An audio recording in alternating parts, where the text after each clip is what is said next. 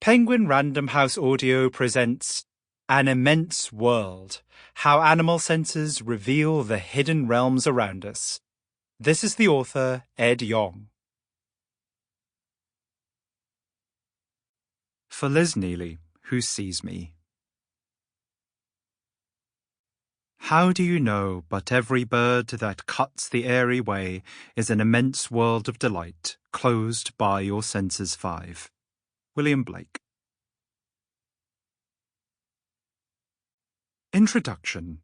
The Only True Voyage. Imagine an elephant in a room. This elephant is not the proverbial weighty issue, but an actual weighty mammal. Imagine the room is spacious enough to accommodate it, make it a school gym. Now, imagine a mouse has scurried in too. A robin hops alongside it, an owl perches on an overhead beam, a bat hangs upside down from the ceiling, a rattlesnake slithers across the floor, a spider has spun a web in a corner, a mosquito buzzes through the air, a bumblebee sits upon a potted sunflower. And finally, in the midst of this increasingly crowded hypothetical space, add a human. Let's call her Rebecca. She's sighted, curious, and, thankfully, fond of animals. Don't worry about how she got herself into this mess. Never mind what all these animals are doing in a gym. Consider instead how Rebecca and the rest of this imaginary menagerie might perceive one another. The elephant raises its trunk like a periscope, the rattlesnake flicks out its tongue, and the mosquito cuts through the air with its antennae. All three are smelling the space around them, taking in the floating scents. The elephant sniffs nothing of note. The rattlesnake detects the trail of the mouse and coils its body in ambush. The mosquito smells the alluring carbon dioxide on Rebecca's breath and the aroma of her skin. It lands on her arm, ready for a meal, but before it can bite, she swats it away, and her slap disturbs the mouse. It squeaks in alarm at a pitch that is audible to the bat, but too high for the elephant to hear. The elephant, meanwhile, unleashes a deep, thunderous rumble, too low-pitched for the mouse's ears or the bat's, but felt by the vibration-sensitive belly of the rattlesnake. Rebecca, who is oblivious to both the ultrasonic mouse squeaks and the infrasonic elephant rumbles, listens instead to the robin, which is singing at frequencies better suited to her ears.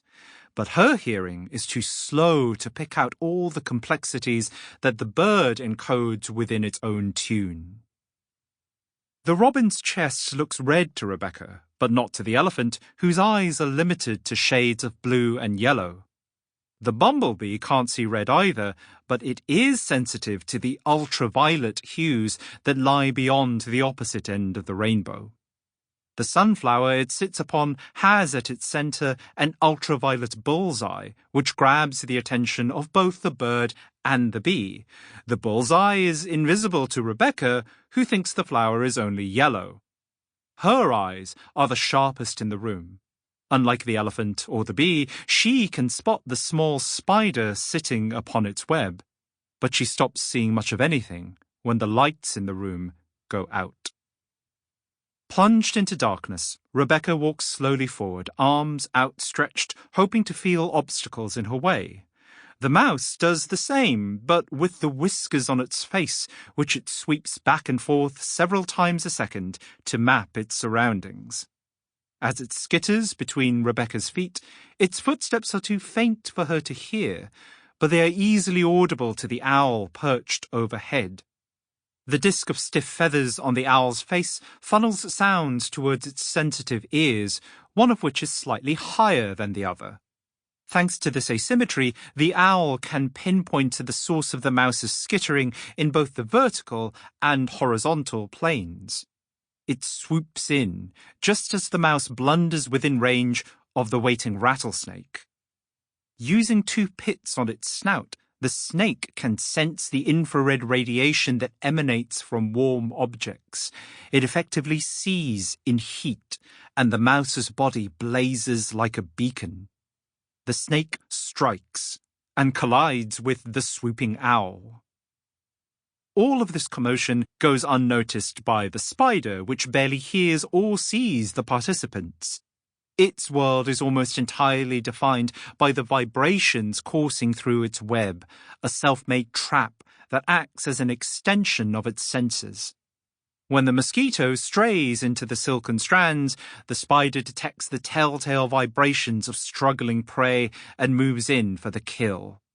But as it attacks, it is unaware of the high-frequency sound waves that are hitting its body and bouncing back to the creature that sent them, the bat. The bat's sonar is so acute that it not only finds the spider in the dark, but pinpoints it precisely enough to pluck it from the web. As the bat feeds, the robin feels a familiar attraction that most of the other animals cannot sense. The days are getting colder, and it is time to migrate to warmer southern climes. Even within the enclosed gym, the robin can feel Earth's magnetic field, and, guided by its internal compass, it points due south and escapes through a window. It leaves behind one elephant, one bat, one bumblebee, one rattlesnake, one slightly ruffled owl, one extremely fortunate mouse, and one Rebecca. These 7 creatures share the same physical space, but experience it in wildly and wondrously different ways. The same is true for the billions of other animal species on the planet and the countless individuals within those species. Earth teems with sights and textures, sounds and vibrations, smells and tastes, electric and magnetic fields. But every animal can only tap into a small fraction of reality's fullness. Each is enclosed within its own unique sensory bubble, perceiving but a tiny sliver of an immense world. There is a wonderful word for this sensory bubble: Umwelt. It was defined and popularized by the Baltic German zoologist Jakob von Uexküll in 1909. Umwelt comes from the German word for environment, but Uexküll didn't use it simply to refer to an animal's surroundings. Instead, an Umwelt is specifically the part of those surroundings that an animal can sense and experience, its perceptual world. Like the occupants of our imaginary room, a multitude of creatures could be standing in the same physical space and have completely different Umwelten.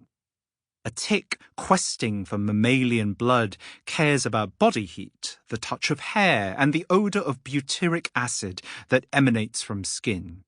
These 3 things constitute its Umwelt: trees of green, red roses too, skies of blue and clouds of white. These are not part of its wonderful world. The tick doesn't willfully ignore them, it simply cannot sense them and doesn't know they exist. Uexküll compared an animal's body to a house. Each house has a number of windows, he wrote, which open onto a garden: a light window, a sound window, an olfactory window, a taste window, and a great number of tactile windows.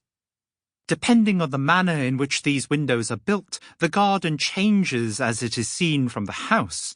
By no means does it appear as a section of a larger world. Rather, it is the only world that belongs to the house, its Umwelt.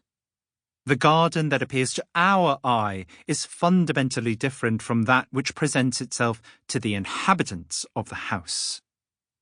This was a radical notion at the time, and in some circles it might still be. Unlike many of his contemporaries, Uexküll saw animals not as mere machines, but as sentient entities whose inner worlds not only existed, but were worth contemplating. Uexküll didn't exalt the inner worlds of humans over those of other species. Rather, he treated the Umwelt concept as a unifying and leveling force. The human's house might be bigger than the tick's, with more windows overlooking a wider garden, but we are still stuck inside one, looking out. Our Umwelt is still limited. It just doesn't feel that way. To us, it feels all-encompassing. It is all that we know, and so we easily mistake it for all there is to know. This Sample complete. Ready to continue?